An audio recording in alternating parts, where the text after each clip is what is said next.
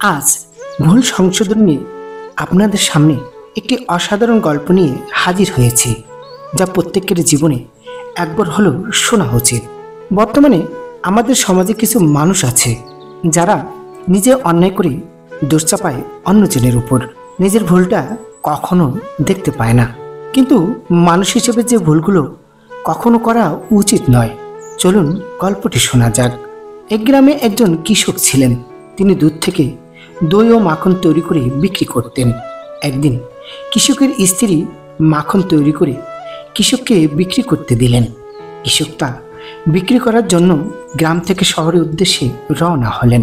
মাখনগুলো গোল গোল role আকৃতিতে রাখা ছিল, যার প্রত্যেকটির ওজন ছিল 1 কেজি করে।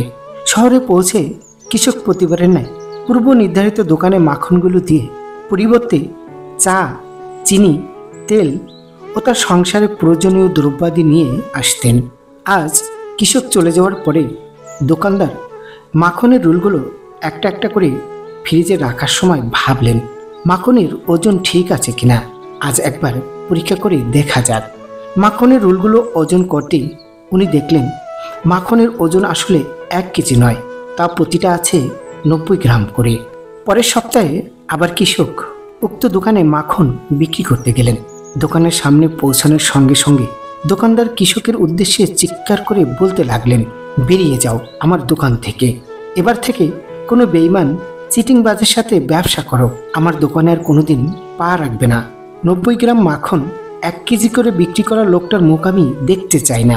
কৃষক বিনম্রভাবে কম্পিত স্বরের দোকানদারকে বললেন, দাদা, দয়া করে রাগ করবেন না, আসলে আমি খুব গরিব মানুষ, দাঁড়িপাল্লা বাটখারা কেনার মতো পয়সা আমার নেই। তাই আপনার থেকে প্রতিবার যে 1 কেজি করে চিনি নিয়ে যেতাম, সেটাই দাঁড়িপাল্লার এক পাশে রেখে অন্য পাশে মাখনের রোল মেপে নিয়ে আসতাম। এখানে আমার তো কোনো দোষ নেই।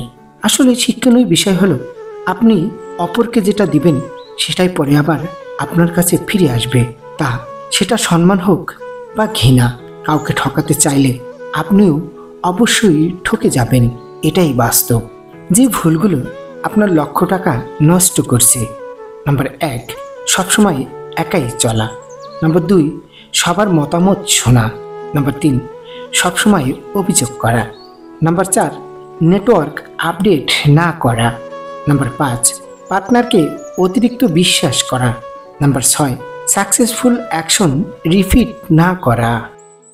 প্রেম জীবন হোক বা বিবাহিত জীবন, একে অপরের ভালোবাসা বজায় রাখার জন্য বিশ্বাস থাকা খুবই গুরুত্বপূর্ণ।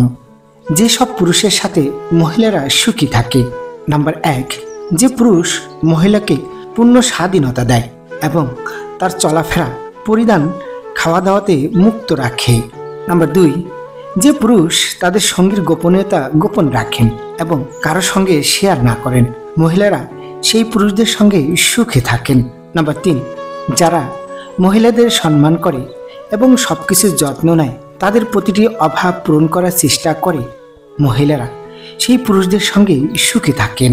নাম্বার 4, যে পুরুষ যে কোনো বিষয় মহিলাকে সন্তুষ্ট রাখে এবং তার অনুভূতিকে লালন করে।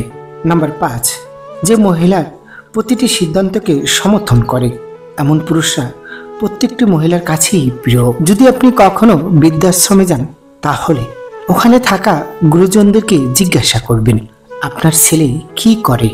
তখন আপনি উত্তর পাবেন, আমার ছেলে অফিসার, আমার ছেলে ডাক্তার, আমার ছেলে উকিল, আমার ছেলে ইন্সপেক্টর, আমার ছেলে MBBA, আমার ছেলে ইঞ্জিনিয়ার, আমার ছেলে টিচার, আমার ছেলে ব্যবসায়ী।